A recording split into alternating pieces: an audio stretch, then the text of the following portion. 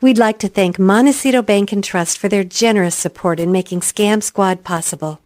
I'm Patty Teal. And I'm Deputy District Attorney Vicki Johnson. Scam Squad is up next. Sound off. 1, 2. Sound off. 3, 4. 1, 2, 3, 4. Scam Squad.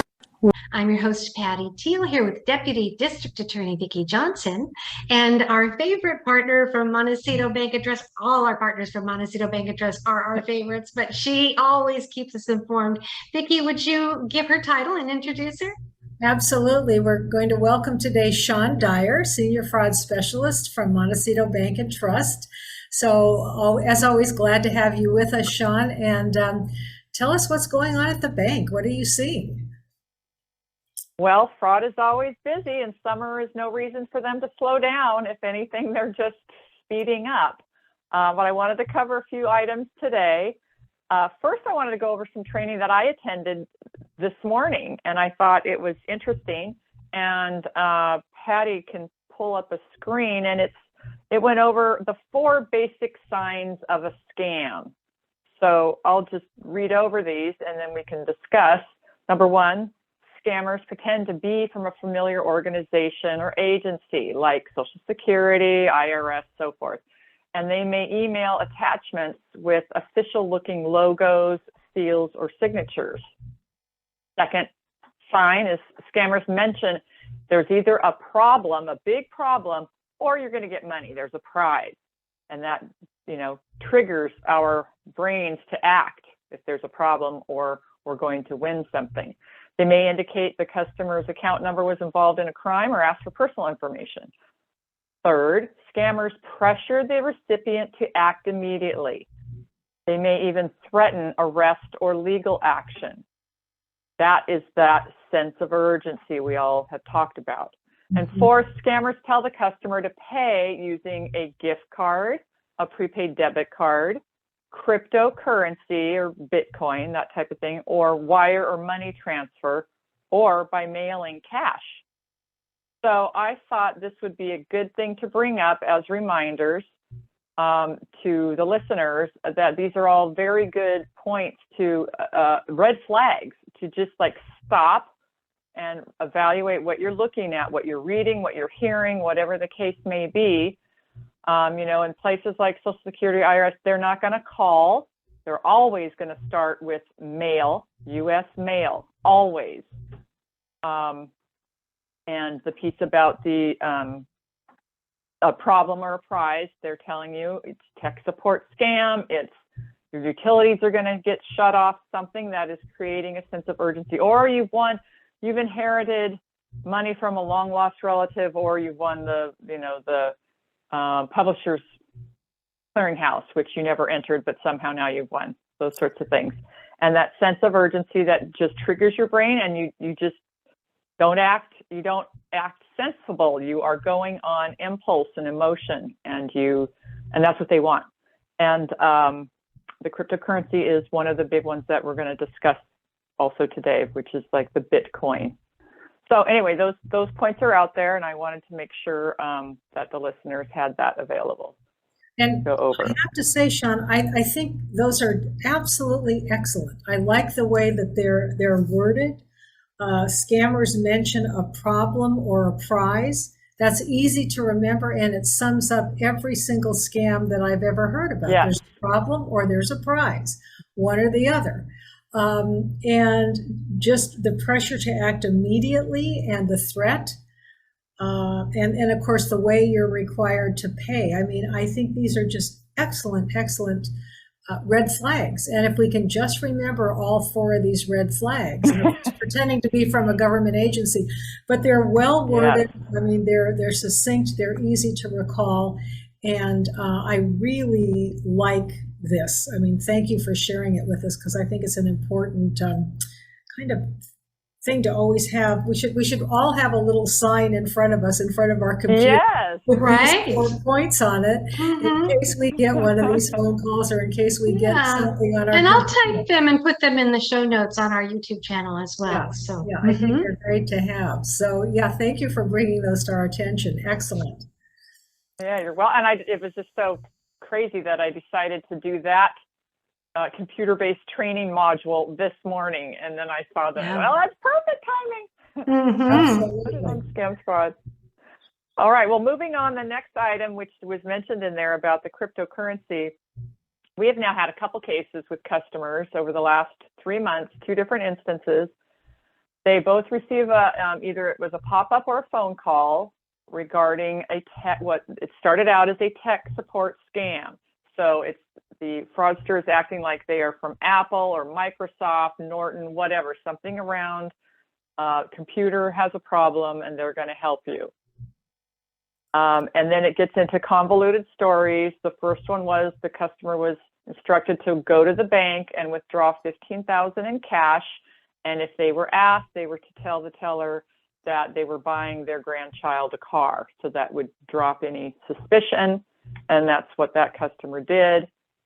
The second one, it was that it was a tech support scam and somehow they were going to involve the bank as the backup support to help continue this, what they thought there was a crime ring. And so the tech support people were almost making it like there was another fraud group within it, and they wanted the customer's assistance to carry out this scheme. I mean, it got really complicated. Same thing, he went into the bank to withdraw $15,000 in cash.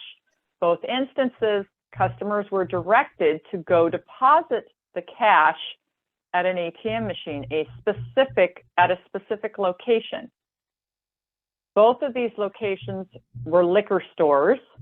And when they go into the liquor store, first customer followed the instructions all the way and deposited the cash into a Bitcoin machine, which is similar in look to an ATM machine. The second customer, when he arrived and he saw that it was a Bitcoin machine, he realized something's wrong with this, and he called the nearest branch, and thank goodness he was saved. So he is not out any, but the first customer, absolutely, the money was, she performed the transaction, she's out the money. And again, we've talked about this before, the difference between being scammed and authorizing a transaction versus something that is fraud and unauthorized. If you are given instructions to do something and you perform the transaction, you take the cash out, you go deposit it, you have been scammed, but you performed it, you authorized it, and you're not going to get your money back. Yeah. Whether it's the Bitcoin machine or sending a wire, submitting a transaction via the ACH system, debit card, using your debit card to buy gift cards, whatever, you did it.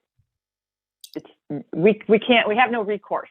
I'm understanding that, Shawn, but I'm wondering, at the time when they took the $15,000 and deposited it, they thought they were paying the tech support person to help them. Is that what was going on? Well, yes. Okay. Yeah, they are. Well, with the first one, yes, that's the information we received. The second one, it was more like he was helping a sting operation. Right.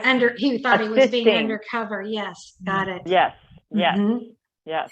And Dyer, Shawn, who did these folks pretend they were calling from? Who did they purport to be? The scammers? Did they tech support? like I Microsoft believe one was Apple and one was Microsoft. Yeah. Okay. I mean, those are the big ones, you know. Yeah. I'm pretty sure the first one was Microsoft and the second one was Apple. So they, that comes back to that piece of, you know, and then the customers get upset for those that lose the money. They think we should be reimbursing them and we have no recourse. Yeah. So, and when you look at both of these scams, it follows exactly the 4 signs that you just gave us, the 4 basic signs of a scam. Mm-hmm. They pretend to be from a familiar organization, Apple, Microsoft, we all know those organizations, and kind of trust them to help us with our computers. They mentioned a problem, right? Mm-hmm. Some kind of problem that they had to go in there and fix. And then there was the pressure to act immediately. You have to do this now. You have to go down to the bank. You have to take care of this right away. And then, of course, the payment. You've got to take the money out and put it into a Bitcoin machine. So it follows this script exactly. Every single red flag here, check, check, check, check. Yes. That's why it's important to have that checklist. Yeah. I agree. Yeah. So But that was, we were just really thankful that the customer, just paused a second to realize he's already gone through a whole lot of transaction or, information with these fraudsters and the complication of the story that they're telling him. Yeah. And to realize at the very last minute that this just isn't right. Right. But it took him all the way until he got that far to realize I need to ask my banker. Yeah. And then our last thing that I wanted to talk about was Zelle payments. Again, those are what we call P2P, the letter P, the number 2, the letter P, and that stands for person to person. So a P2P payment is using the platform of Zelle, Venmo, I think CashApp is the same thing, and they are all designed to be literally from a person to a person. Now they are incorporating where businesses can be using those software, which I think is just going to be more complicated and more troublesome, but that's not for me to legitimately decide. They're making it business to business rather than peer to peer. Yes. Oh. Yes. So again, we've had this situation a couple times. So tricky on the fraudsters' part, but again, red flags on the customer's side. Customers pay their utility bill automatically withdrawn from the checking account every month. They don't write a check, it just automatically comes out. A few days later, they get a phone call from that utility company saying they're behind. They're going to shut off their service. They haven't received the payment and they need to pay immediately. And so they instruct them to where before it may have been gift cards. Now it's Zelle. And they have them, because with Zelle, you need to add either a cell phone number or an email address. That's how you add a contact to be able to transfer the funds. So they provide a phone number and they say that the name associated with that phone number is, for example, Southern California Edison. I'm just using that as an example. So that because when you add a contact to your Zelle, you will get a notification on your phone, this phone number, this name, you want to add this? Is this who you mean? And you say yes, and then you send it. Behind the scenes, we can see that is like the nickname that a person put on their link to their phone, but it really tells us their true name of where the money's going to. It's obviously not going to Southern California Edison. It's going to Sally Smith. But when they set up their Zelle profile, they said their name was Southern California Edison. Mm-hmm. It's just really tricky. But again, going back to those 4 steps, sense of urgency. And they saw that they had paid their bill. Their check cleared the bank that it was to Southern California Edison, yet they had that, oh my gosh, there's a problem. My power is going to be shut off. I need to do this. And so they did it.